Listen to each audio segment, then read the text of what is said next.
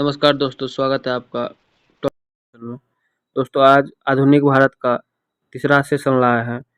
इससे पहले अगर आप लोग नहीं देखे हैं तो वो सेशन जा करके 1 से लेकर के 30 तक देख लीजिए। और ये आज तीसरा सेशन होने वाला है दोस्तों। इसमें आज आप लोगों को बहुत सारी इन्फॉर्मेशन मिलेगी आधुनिक भारत से संबंधित। वेरी वेरी इंपॉर्टेंट ये क्वेश्चन आप लोग के लिए, किसी भी कंपटीशन एग्जाम के लिए, चाहे वो यूपीएससी का हो, चाहे वो बीपीएससी का हो, ठीक है, चाहे वो एसएससी का हो, चाहे वो एसएससी का हो, ठीक, चाहे वो बीपीएससी टीचर के लिए हो। कंपटीशन एग्जाम के किसी भी एग्जाम में आप बैठिए और इसको पढ़ के जाइए, 100% क्वेश्चन लड़ेगा ही लड़ेगा। तो दोस्तों चलिए चलते हैं क्वेश्चन की तरफ, देखते हैं क्वेश्चन नंबर 1 क्या कह रहा है। 31, ठीक है। देखिए क्वेश्चन नंबर 31 क्या है। महात्मा गांधी भारत कब लौटे थे? 1913 ईस्वी में, 1915 ईस्वी में, 1917 ईस्वी में, 1919 ईस्वी में। भारत कब लौटे थे मतलब क्या दोस्तों कि गए कहाँ थे महात्मा गांधी? तो गए थे कहाँ थे? वो गए थे दक्षिण अफ्रीका गए थे। कहाँ गए थे? दक्षिण अफ्रीका गए थे, ठीक है, दक्षिण अफ्रीका गए थे। और वो किस लिए गए थे? वकालत करने के लिए गए थे। और जब वहाँ से आए थे तो ईस्वी कौन सा था? वो ईस्वी था 1915 ईस्वी, ठीक है। और 1917 ईस्वी में क्या था, क्या हुआ था ये बताइए। 1917 ईस्वी में चंपारण आंदोलन हुआ था। कौन सा आंदोलन? चंपारण आंदोलन हुआ था। कौन सा आंदोलन? चंपारण आंदोलन हुआ था, ठीक है। इसके बारे में कुछ तथ्य जान लेते हैं। देखिए 31 नंबर का सवाल में क्या कह रहा है। देखिए दक्षिण अफ्रीका से लौटने के बाद उन्होंने भारतीय स्वतंत्रता आंदोलन का नेतृत्व किया।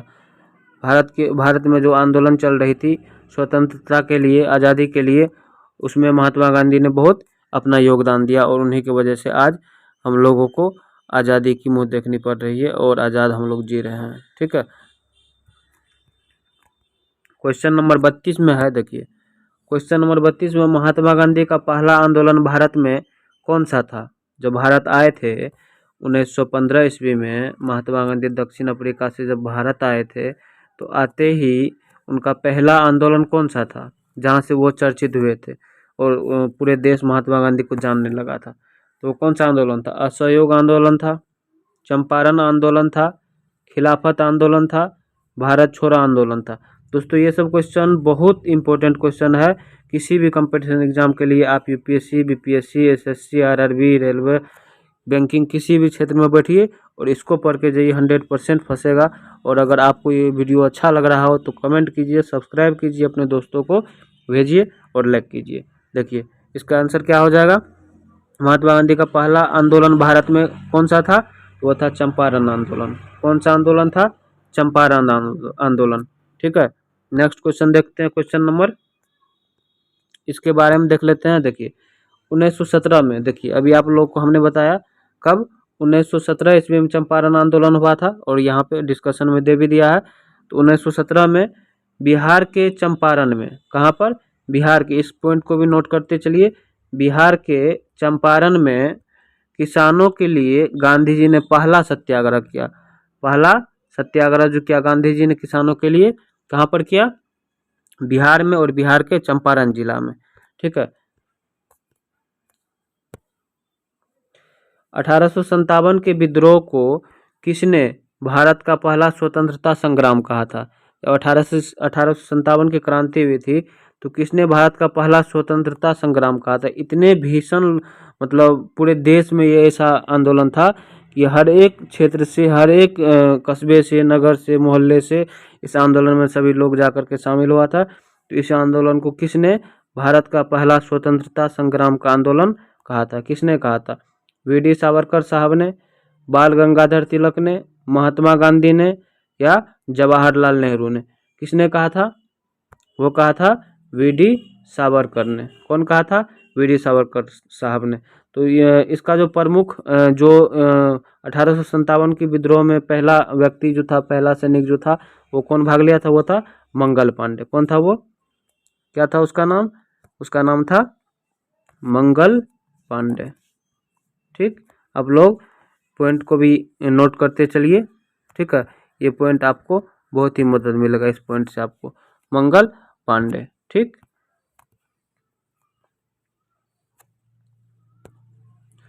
उन्होंने 1857 का स्वतंत्रता संग्राम नामक पुस्तक भी लिखा था। कौन? बी डी सावरकर साहब ने। किसने? बी.डी. सावरकर साहब ने कौन सा पुस्तक लिखा था? कौन सा? स्वतंत्रता संग्राम। 1857 का स्वतंत्रता संग्राम नामक उन्होंने एक पुस्तक भी लिखी थी। क्या लिखी थी? पुस्तक भी लिखी थी। जब क्वेश्चन आएगा कि बी.डी. सावरकर साहब ने कौन सा पुस्तक लिखा था 1857 की क्रांति पर, तो लिखना है, जवाब देना 1857 का स्वतंत्रता संग्राम, ठीक। क्वेश्चन नंबर 34, इसमें देखिए क्वेश्चन नंबर 34 में क्या है, देखिए ध्यान से।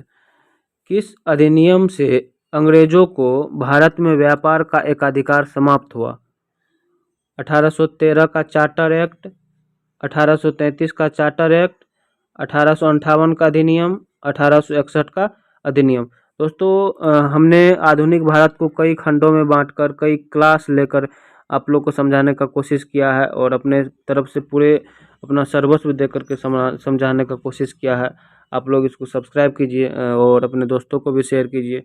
आई होप कि आप लोग को ये सेशन अच्छा लग रहा हो और छोटे छोटे वीडियो के माध्यम से हमने आपको इसको बताने का कोशिश किया है। तो आप लोग प्रत्येक सेशन को देखिए, ठीक है। तो इसका सही जवाब क्या हो जाएगा? इसका सही जवाब क्या हो जाएगा? इसका सही जवाब हो जाएगा 1813 का चार्टर एक्ट, ठीक। इसके बारे में कुछ देख लेते हैं। देखिए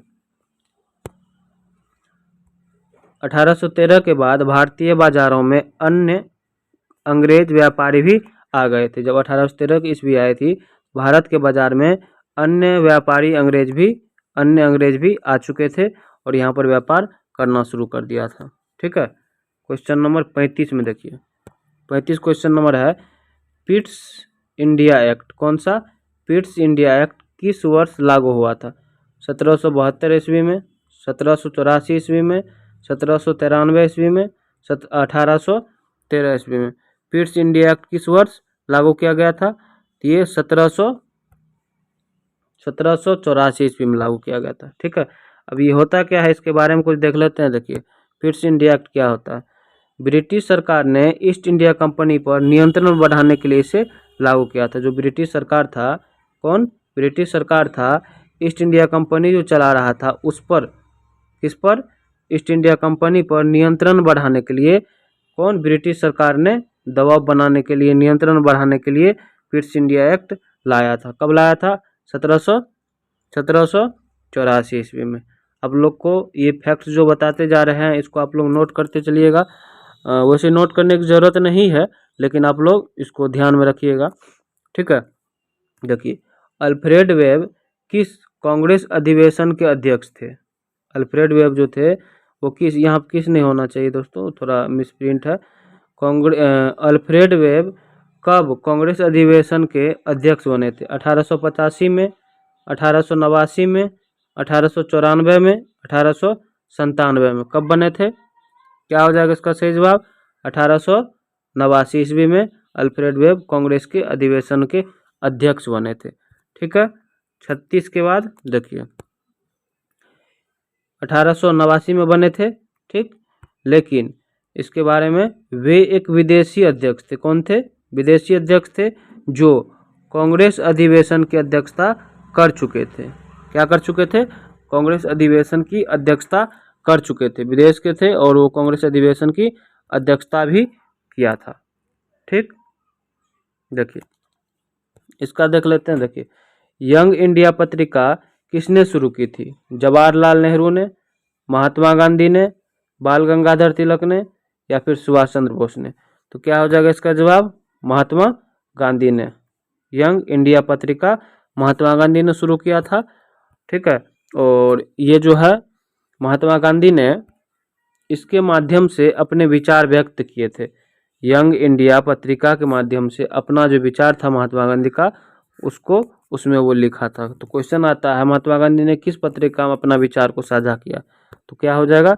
यंग इंडिया नामक पत्रिका में, यंग इंडिया नामक पत्रिका में। 37 के बाद 38 में देखते हैं। देखिए 38 का क्या है क्वेश्चन। पूर्ण स्वराज दिवस पहली बार कब मनाया गया था? पूर्ण स्वराज दिवस जो मनाया गया था पहली बार ही, जब हम लोग का देश आज़ाद भी नहीं हुआ था तभी मनाया गया था। कब था वो समय? 26 जनवरी 1930 को, 15 अगस्त 1947 को, या 2 अक्टूबर 1930 को, या 26 जनवरी 1947 को। क्या हो जाएगा इसका सही जवाब? पूर्ण स्वराज कब मनाया गया था? ये मनाया गया था 26 जनवरी 1930 को ही मना लिया गया था पूर्ण स्वराज कि अब हम लोग पूर्ण रूप से आज़ाद हो चुके हैं, 26 जनवरी 1930 को ही।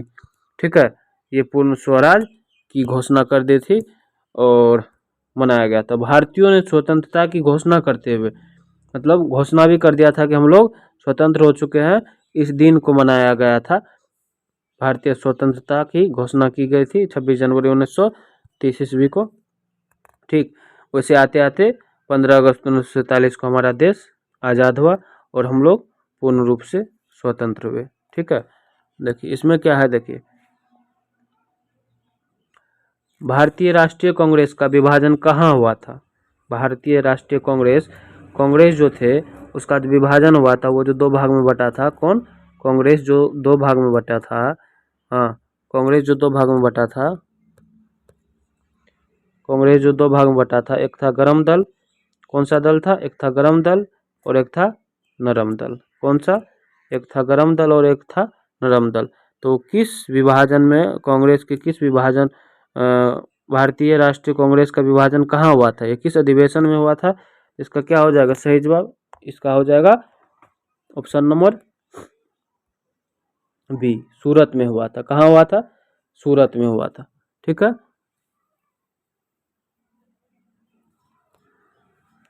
1907 में, कब? 1907 में कांग्रेस गरम दल और नरम दल में, किसमें नरम दल और गरम दल में विभाजित हो गया था। कब हुआ था? 1907 ईस्वी में। ये सब पॉइंट जो है नोट करते चलिए और ध्यान में रखते चलिए, यही सब पॉइंट आपको कहीं से एग्जाम में पूछ दिया जाता है। ठीक है, उसके बाद देखिए क्वेश्चन नंबर 40 क्या है? क्वेश्चन नंबर 40 में किसने स्वराज मेरा जन्मसिद्ध अधिकार है का नारा दिया और इसे हम लेकर रहेंगे? किसने स्वराज मेरा जन्मसिद्ध अधिकार है और इसे हम लेकर रहेंगे का नारा किसने दिया था? महात्मा गांधी ने दिया था, सुभाष चंद्र बोस ने दिया था, बाल गंगाधर तिलक ने दिया था, या भगत सिंह ने दिया था? किसने दिया था? बाल गंगाधर तिलक ने दिया था। कौन दिया था? बाल गंगाधर तिलक ने दिया था। ठीक, तिलक ने स्वराज्य की भावना को लेकर, भावना को लोगों में जागृत किया था, स्वराज की भावना को लोगों में जागृत किया था। ठीक, क्वेश्चन नंबर 41 41 का क्वेश्चन देखते हैं। अब देखिए भारतीय समाज सुधार समिति की स्थापना किसने की थी? राजा राम मोहन राय, स्वामी दयानंद सरस्वती, केशव चंद्र सेन, या सुरेंद्रनाथ बनर्जी? किसने की थी? इसका सही जवाब क्या हो जाएगा? केशव चंद्र सेन ने किया था। कौन किया था? केशव चंद्र सेन ने किया था। ठीक है, देखिए इस समिति ने सामाजिक सुधारों के लिए कार्य किया था। किसके सुधार के लिए? केशव चंद्र समिति ने सामाजिक सुधार के लिए काम किया था। ठीक,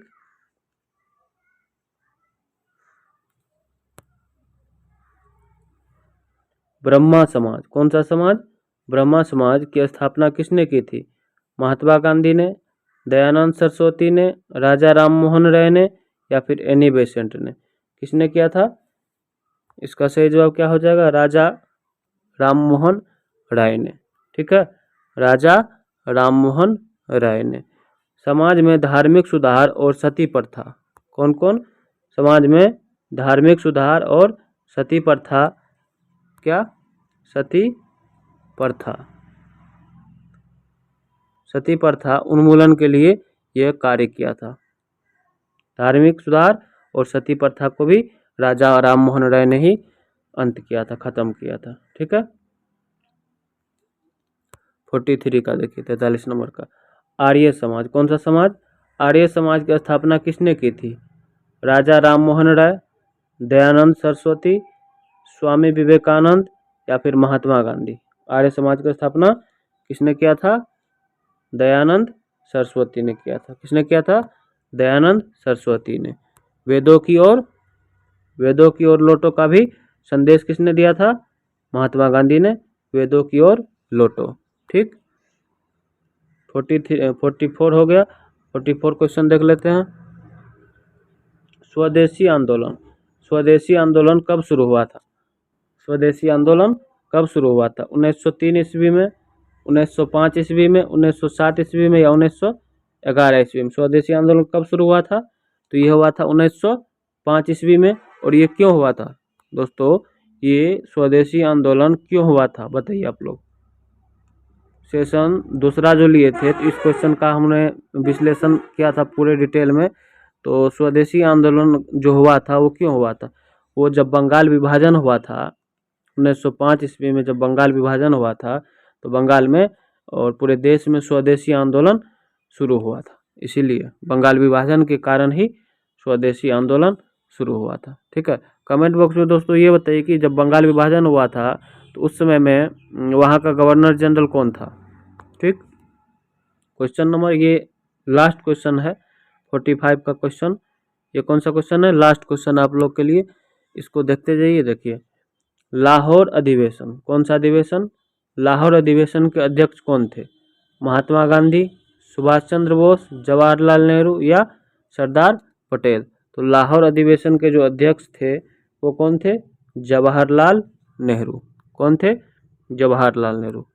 इसके बारे में कुछ देख लेते। 1929 ईस्वी में लाहौर अधिवेशन जब पूछा जाएगा तो कब हुआ था? 1929 ईस्वी में। ठीक, लाहौर अधिवेशन 1929 ईस्वी में हुआ था। 1929 के अधिवेशन में पूर्ण स्वतंत्रता का प्रस्ताव पारित किया गया था। हमें पूर्ण स्वतंत्रता मिलनी चाहिए, इसका उन्होंने एक प्रस्ताव था जिसको पारित किया था। कब? लाहौर अधिवेशन कब हुआ था? 1929 ईस्वी में। कब हुआ था? 1929 में। दोस्तों अगर ये सेशन आप लोग को अच्छा लगा हो तो सब्सक्राइब कीजिए हमारे चैनल को। और ऐसा नहीं होता है कि आप लोग सब्सक्राइब कर दीजिएगा तो हम करोड़पति बन जाएंगे या हमें कुछ मिल जाएगा। बस मोटिवेशन मिलता है आप लोग के सब्सक्राइब से, लाइक से। ठीक है, आप लोग इस सेशन को सब्सक्राइब कीजिएगा। ठीक है, अपने दोस्तों को शेयर कीजिए ना कीजिए लेकिन सब्सक्राइब कर लीजिएगा, लाइक कर दीजिएगा। ठीक है, ताकि हम फिर अगले सेशन में इससे अच्छा देने का कोशिश करें आपको। ठीक है, अपना ख्याल रखिए, अपने परिवार का ख्याल रखिए। Thank you.